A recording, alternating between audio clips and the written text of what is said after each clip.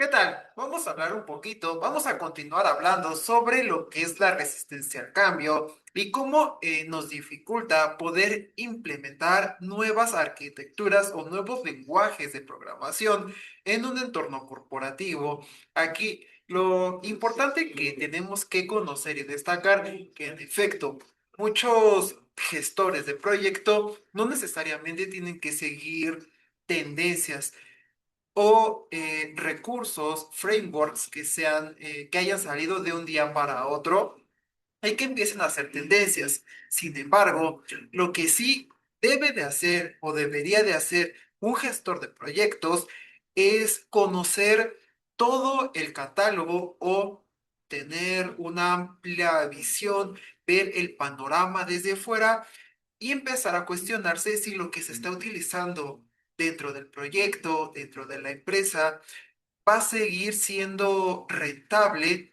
a largo plazo. Es decir, nosotros como ingenieros, como programadores, tenemos que atender que las compañías necesitan ahorrarse recursos de acuerdo a la curandería que nosotros les estamos proporcionando. Y más que nada hoy, con el auge de la inteligencia artificial y el vibe coding.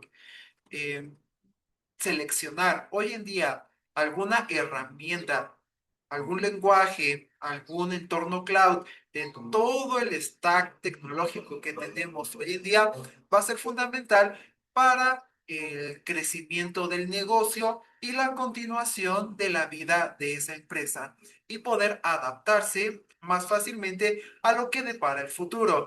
También tenemos que conocer que como gestores de proyecto, los desarrolladores, los analistas requieren tener niveles de dopamina altos de vez en cuando. ¿Y a qué me refiero con niveles de dopamina altos?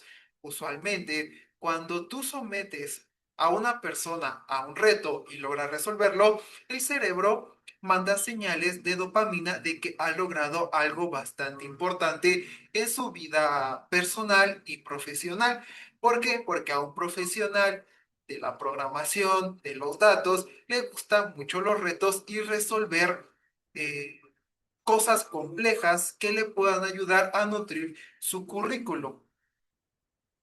Y eso va a ser bastante fundamental para un gestor de proyectos identificar cuáles van a ser las evoluciones de los sistemas a largo plazo. Hemos conocido que hoy en día lenguajes como lo son Java, como lo son C, C++, que son lenguajes que muy difícilmente van a perder relevancia en entornos profesionales derivado a que, por ejemplo, en Java hay muchos sistemas empresariales que están construidos con este lenguaje que lo hacen bastante mantenible a lo largo del tiempo. Lo que son el caso de C, de lenguajes como C, ayudan mucho para poder desarrollar nuevos lenguajes, como lo puede ser bases de Python, ¿no? Estos módulos que utilizan mucho la gestión de recursos de una computadora, pero están basados en C, o lenguajes como Go, que también están basados en C. ¿Por qué? Porque C nos permite manejar de una mejor manera los recursos de una computadora, como son la memoria y la RAM, que son esenciales cuando nosotros vamos a realizar algún proyecto en entornos cloud, como lo puede ser Snowflake, Query, Databricks, en donde lo más importante allá es cómo tú puedes gestionar la RAM, porque si no gestionas bien cómo vas a utilizar ese poder de procesamiento, lo más seguro es que tu factura se dispare a las nubes. Y justamente un gestor de proyectos eh, tiene que conocer qué es lo adecuado y no para este proyecto. Y aquí justamente es donde un gestor de proyectos debe de investigar qué puede ser bueno para esto y qué puede ser bueno para lo otro. Go, por ejemplo, como lo hemos venido conociendo ya desde un tiempo atrás, Go es bastante eficaz y eficiente para poder manejar la memoria, la RAM, la concurrencia. Es un lenguaje compilado que es más ágil que Python en cuanto a la velocidad de procesamiento, pero Python sigue siendo el rey indiscutible para la analítica de datos, el machine learning y la inteligencia artificial, cosa que no va a cambiar en mucho tiempo. Aparte, Python ya tiene una base de desarrolladores bastante importante, muchísimos procesos escritos en este lenguaje. También podemos utilizar bastantes cosas interesantes en Python. Digo, he utilizado Python por más de 3 años, pero con lo que me di cuenta es que Python, al ser un lenguaje que tú puedes agarrar bastante fácil y puedes escribir una función acá arriba, acá abajo, puedes declarar variables en todos lados, puedes declarar una variable y no usarla, una función y no usarla. Eso también es consumo de RAM, consumo de recursos para tu computadora que no van a ser bastante buenos cuando tú quieras hacer algo en la nube.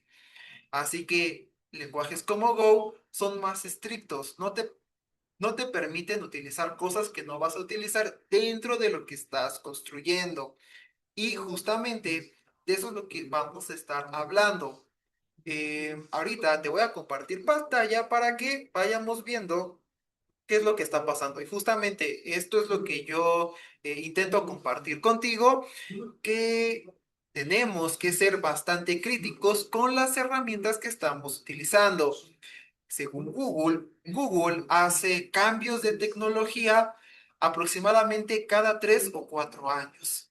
Y como lo hace, primero confronta un lenguaje contra otro, un proceso escrito en un lenguaje contra otro proceso escrito en otro lenguaje. Mide el rendimiento de ambos procesos.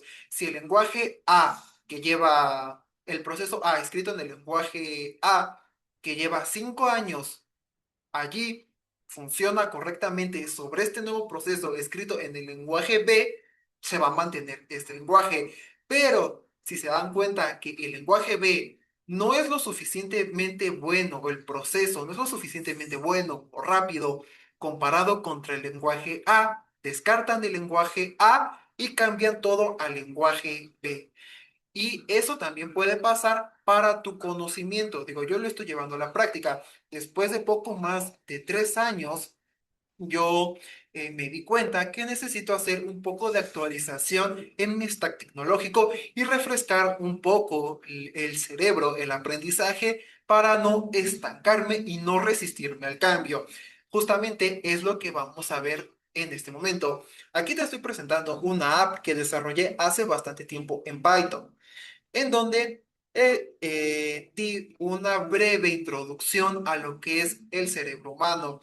Aquí es muy importante conocer que si, destacar que si tienes la oportunidad de leer sobre el cerebro humano, cómo funciona, adentrarte a lo que es la neurociencia, te va a dar una perspectiva más profunda sobre cómo se comporta el cerebro humano, cómo nos comportamos, por qué hacemos lo que hacemos y cómo lo puedes llevar a la parte de programación para generar inteligencia artificial. Es la base y es lo que yo he estado compartiendo en este canal. Conocer cuáles son las funciones de nuestro cuerpo, porque al final del día la inteligencia artificial es justamente eso, tratar de replicar el cerebro humano para que con código, para que una máquina pueda resolver problemas que el ser humano puede resolver con las capacidades biológicas que tenemos por defecto o que hemos ido recolectando a lo largo del tiempo. Así que bueno, te estoy presentando esta app justamente que construí con Python, pero ahorita ya estoy intentando combinar, fusionar Go, las ventajas de Go con Python. Y no es descartar Python. Python todavía sigue siendo el lenguaje que te va a abrir muchas puertas en el mercado laboral. Lo único que yo te estoy compartiendo es que veas la forma de combinar este conocimiento que ya generaste de Python, de tantos años en Python, con este conocimiento que es de Go, para que puedas hacer un híbrido y algo más potente, como lo que yo he estado haciendo en videos anteriores. He hecho APIs de datos, APIs eh,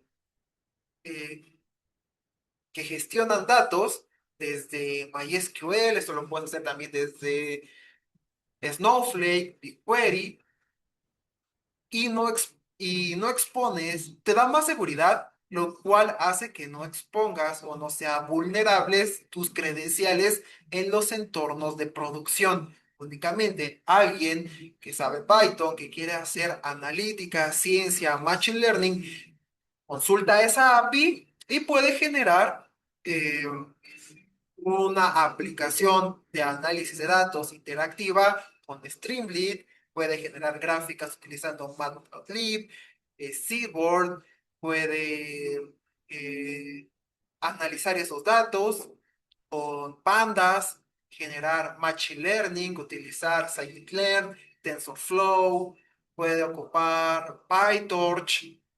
El mundo utilizando Python es bastante grande.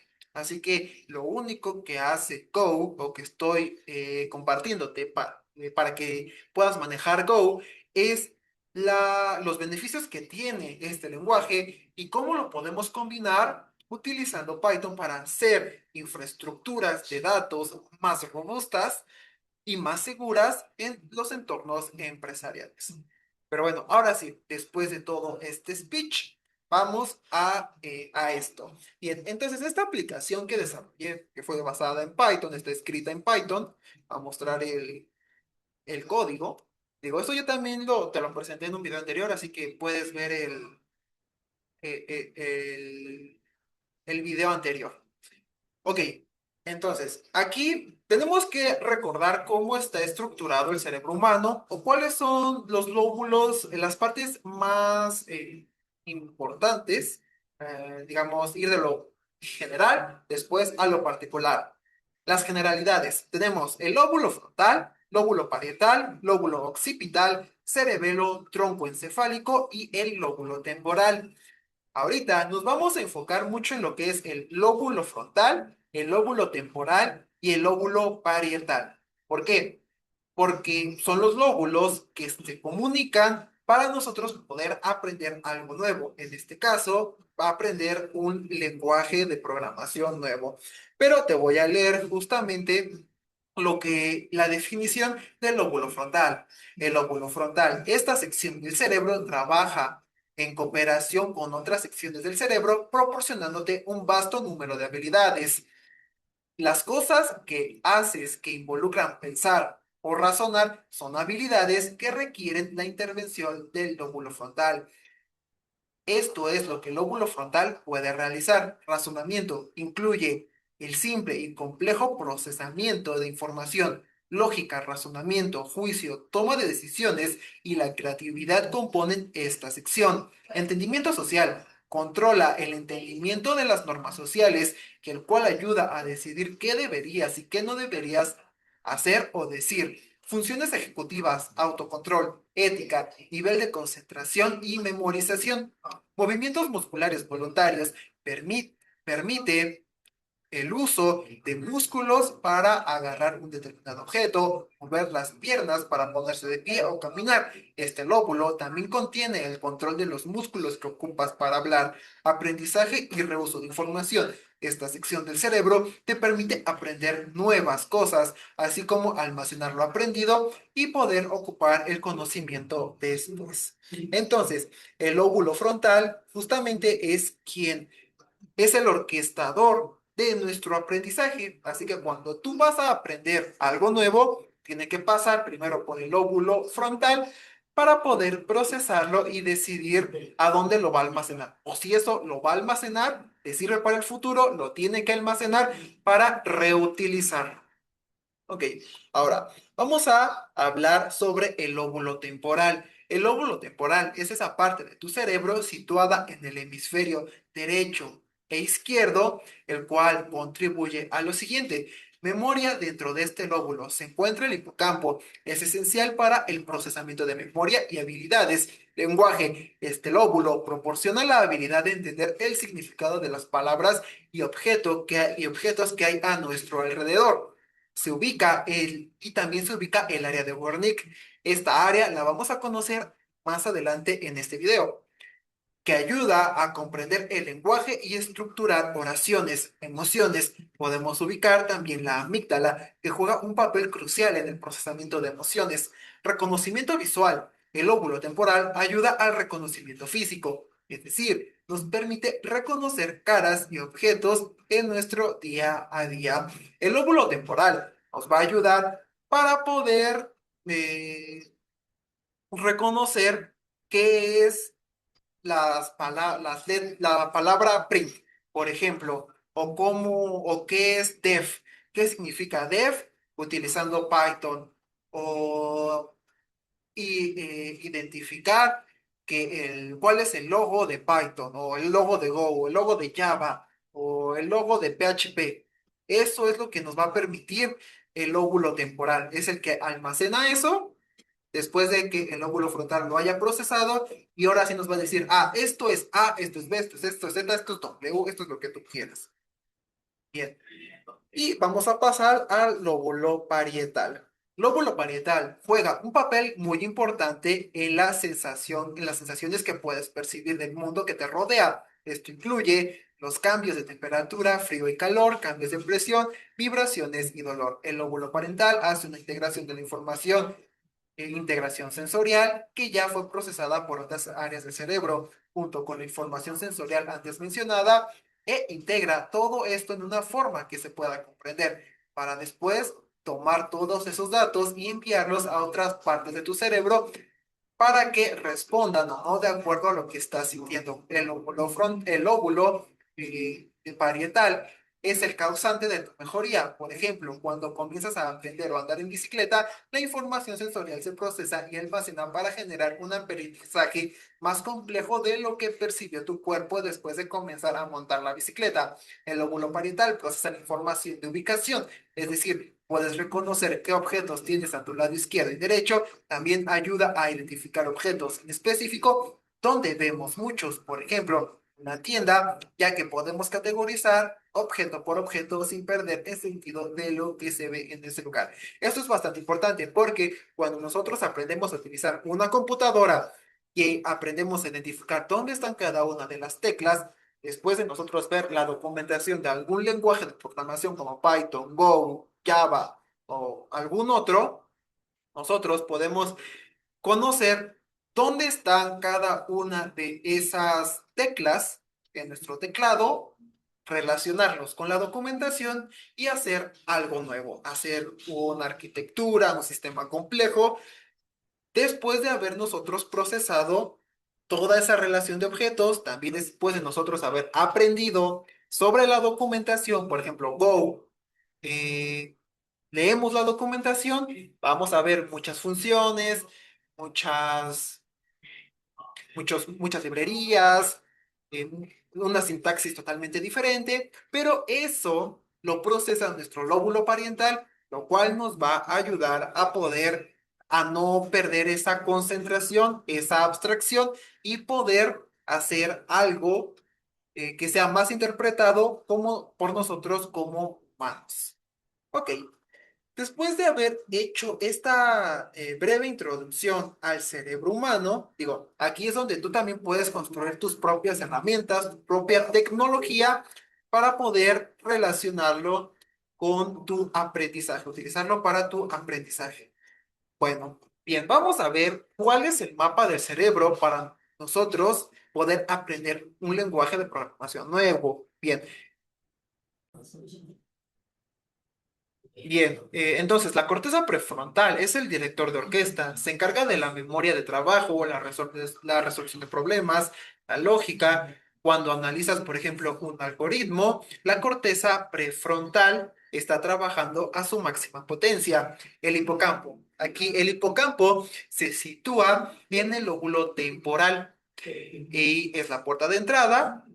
Aquí se forman los nuevos recuerdos de memoria declarativa. Si estás aprendiendo, por ejemplo, la sintaxis de Go, el hipocampo ayuda a consolidar qué es func, que esa palabra es para declarar funciones con este lenguaje.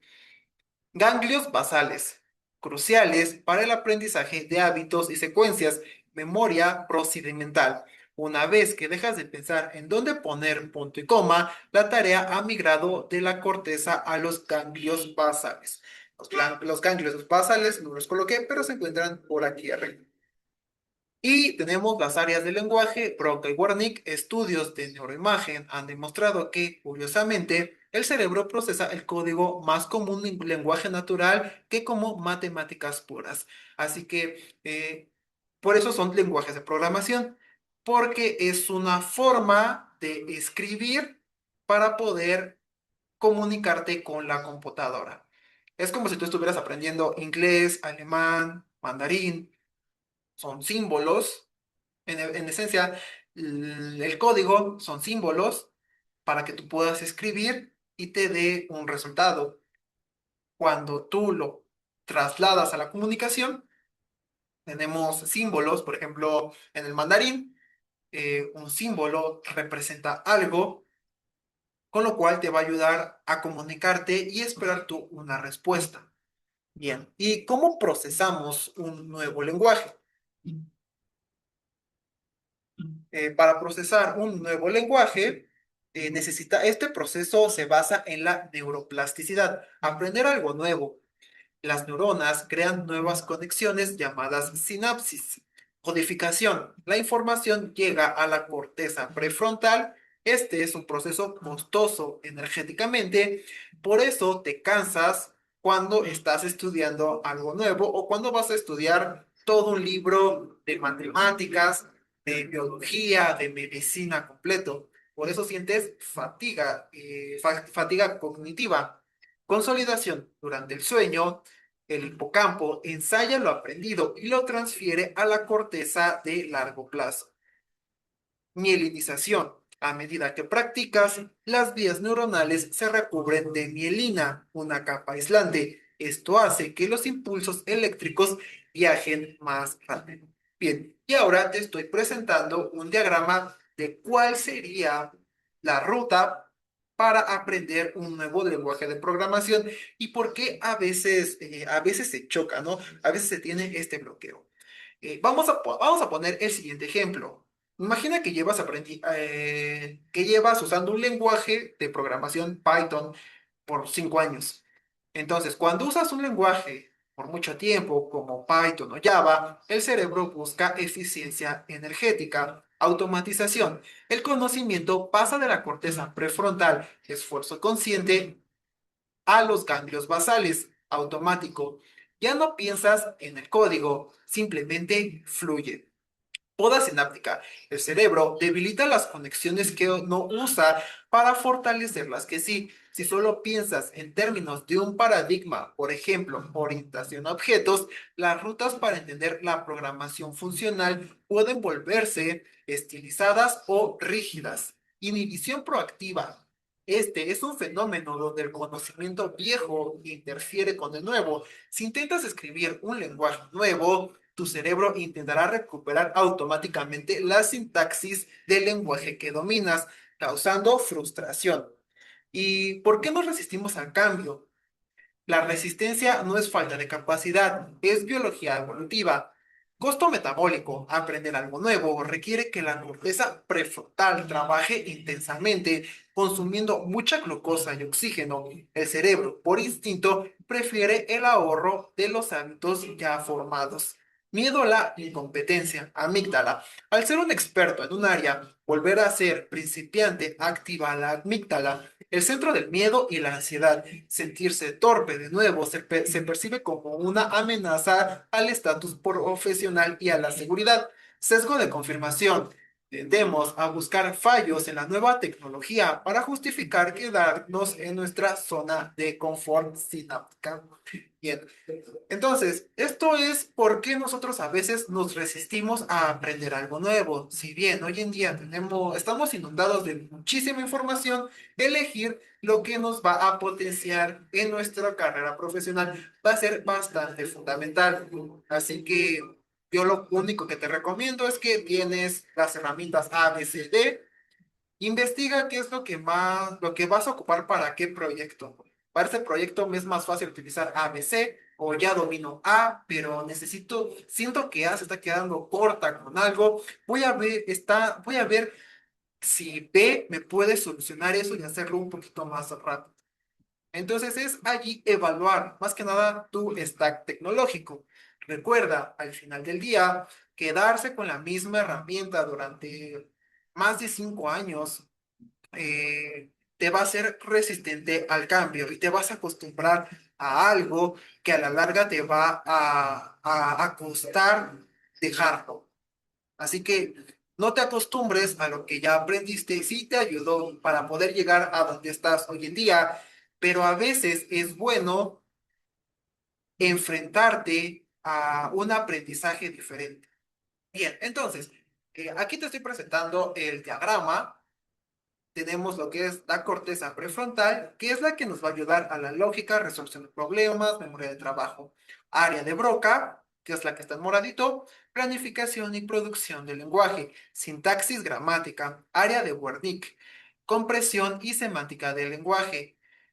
Fascículo arqueado, conexión entre Broca y Wernicke. Ahora, vamos a pasar a la imagen que está a nuestra izquierda, de izquierda hacia derecha, y así es como el cerebro hace las conexiones para poder aprender un nuevo lenguaje. Por ejemplo, Funk Mei, Bringo. Para que el cerebro pueda aprender todo esto, necesita una intensa cognición activa, o sea, activa la corteza prefrontal. Después de eso, forma la memoria del hipocampo y lo lleva a lo que es la planificación de sintaxis de Go. Aquí es donde justamente el cerebro empieza a ver, bueno, esta sintaxis en Go la necesito analizar, estudiar. Y si no me la enseñas mañana, yo la olvido. Así que ahí es cuando estás más refuerzo para que el área de Wernicke pueda retener esa información, llevarla a la memoria de largo plazo y ahora sí, ya empieza a formar la memoria en el hipocampo. ¿Por qué? Porque mientras tú más le refuerces eso a la zona de Wernicke, una mejor memoria a largo plazo sobre ese nuevo conocimiento vas a tener. Esto requiere un alto costo energético y sea, y empieza a ver lo que es la ejecución y el error o prueba y error. Y a largo plazo ya tienes la consolidación o la sinapsis, donde tus neuronas ya se conectaron y ya saben qué es, por ejemplo, fmt.println o cuál es la diferencia entre fmtp.println y fmt.printf. ¿Para qué es cada una de esas instrucciones? Ahora, usando el lenguaje por más de 5 años. Por ejemplo, def hello, print Python. ¿Qué es lo que sucede aquí? El área de Broca es lo que se activa, donde ya tiene automatizadas las rutas del lenguaje. Y aquí ya no, el cerebro ya no tiene un gasto energético sobre un nuevo aprendizaje. Es como cuando vas a hacer ejercicio o aprender una nueva técnica de ejercicio. Los ganglios basales y el área de Wernicke ya se comunican muchísimo más rápido y esto te genera, ya tiene un bajo costo de energía y la poda sináptica, energías no usadas.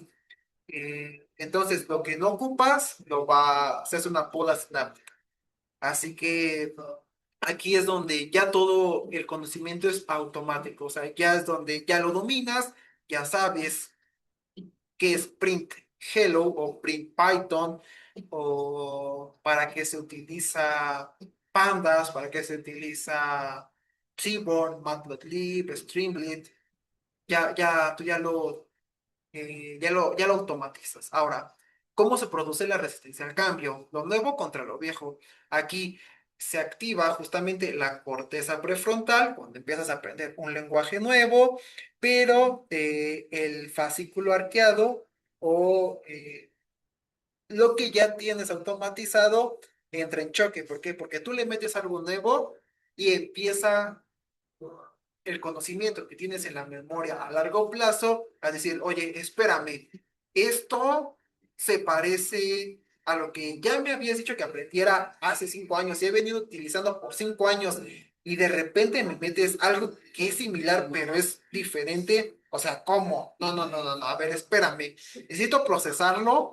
No, me está costando mucho trabajo. Estoy consumiendo mucha energía y me estoy cansando. Estoy chocando con lo que ya tenía antes. ¿Cómo? ¿Qué necesito olvidar y qué necesito mantener? Aquí es donde las neuronas y cada una de tus áreas eh, de tu cerebro, de tus lóbulos, empiezan a tener esa comunicación. Tus neuronas se empiezan a alborotar y empiezan a ver qué está pasando, ¿no? ¿Cómo yo puedo, cómo tu amígdala, tu hipocampo van a entrar a decir, bueno, esto sí lo aprendo, esto lo dejo, ahora sí que tú decides sobre qué es lo que tienes que dejar de aprender y qué es lo que vas a continuar manteniendo. Y aquí es la idea. Aquí para que no olvides lo que ya hiciste en Python y lo que te costó aprender, es donde lo tienes que combinar, que fusionar. No olvidar lo viejo, sino simplemente llevarlo de la mano con lo nuevo para que no tengas esa resistencia al cambio. Si sientes un bloqueo al momento de aprender algo nuevo, es porque tu amígdala, tu hipocampo están entrando en choque con lo que estás procesando nuevo. Así que, bueno, es eso. Sigue, mantente aprendiendo, mantente investigando. ¿Qué puedes ocupar mejor para desempeñar tus funciones más rápido, más eficientes, más eficaz? ¿Qué es lo que ya vas a necesitar cambiar, ajustar? Y pues nada, si tienes algún comentario, alguna duda, déjalo en los comentarios y con gusto lo analizamos, ¿no? Lo importante es que nunca dejes de aprender y como dice Google, hay que poner a prueba el conocimiento cada 4 años, 5 años de lo que ya habías aprendido y ver si eso que aprendiste en el futuro te va a seguir ayudando o va a cambiar o va a seguir siendo vigente. Así que saludos y hasta la próxima.